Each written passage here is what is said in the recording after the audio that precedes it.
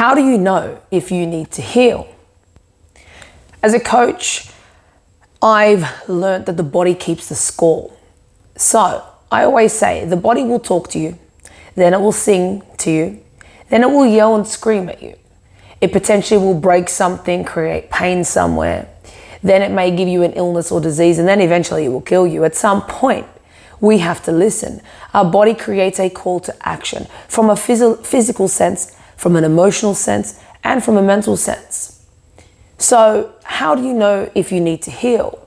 There are things like triggers, flashbacks, moments of stress and tension, moments of I feel like I'm drowning, I feel like I can remember everything, or avoidance, moments where you realize you're blocked out, disconnected from the world, don't want to remember, don't want to think of anything. There are times where everything comes to the forefront. You are triggered by the people around you, the situation, certain words, the environment. When your body responds to these situations, it is asking you, it is a call to action, saying, please help me. Change something, change the environment, change how you feel about it, get me out of here, fix something. So the body, the whole human keeps the score. Now, when it comes to dealing with these traumas, it doesn't necessarily mean, okay, today I'm going to work on that specific trauma, that specific pain. Sometimes it's as simple as action, taking action towards becoming better, towards growing forward. And in turn, the traumas, the pain, the diseases, the illnesses start to work with you, start not working against you, and start listening. The body starts responding. So, if you find yourself with traumas, such as triggers, emotional dissociation, disconnecting from the world, frustration, anger, triggered by all of the situations to do with your past, the people of your past, the response of people of your past, people that don't understand you, topics that come up that frustrate you, memories, then yes, it is time to heal. Now, how do we go about healing? I've always spoken about an actionable way of healing. The neck tension, the back tension, the grinding of the teeth, the not sleeping well, the I've never had really good sleep. It's better than what it used to be, but it's still not great. It's not an excuse to say, oh, I'm better. Better is better, but it can be better as well. So I challenge you to go seek out mentors, coaches, guidance of those who can help in dealing with the physical traumas, the emotional traumas, the psychological traumas that can bring it all to one. You are a human. You deal as one piece. You are not segregated or segmented.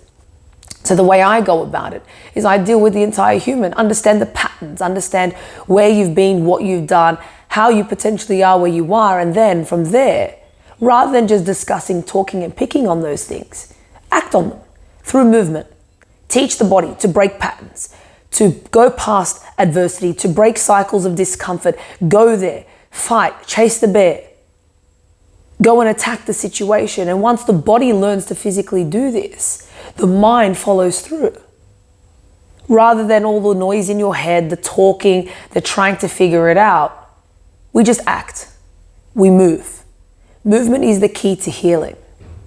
Whether it's illness, injury, warfare in your mind, or illness in regards to disease, the body wants you to do something. The body wants you to act. So if that means training, exercise, active meditation, changing nutrition, changing the environment around you, finding and seeking the right people around you that can elevate you, that's how we heal.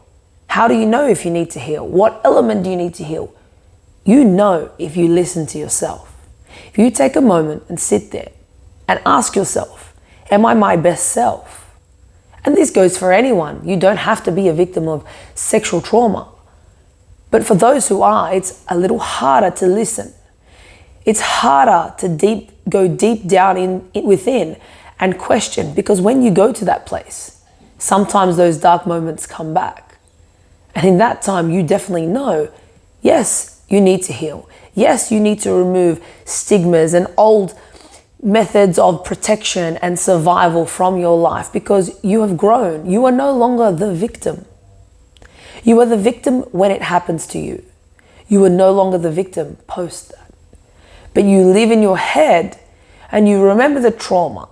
You sit here in front of a video like this and feel uncomfortable because you know it's your truth. You hear someone speak of something and you're like, oh, that doesn't make me feel comfortable. These are all signs that yes, you need to heal. Yes, you need to grow. Yes, things need to change in your life. So I ask you to sit there, be present for a moment. Is it your best life you are living right now? Are you completely connected? Do you have triggers, emotional warfare that you're playing with yourself? Disassociation, disconnection? Do you have anger or resentment towards the experience of your life? Do you block it out? Do you like, oh yeah, it happened, but I don't talk about it? All of these are ways of surviving and protecting ourselves. But it's not a way of living, not a way of dealing. So if you have these issues, if you are not sure, reach out. I'm happy to discuss. I do this online and I do this face to face. More than happy to reach out and help you through human movement, through exercise, how to heal. It takes time, it takes work. No one fixes you. You're not broken. You work on you and you progress to becoming a better version of you.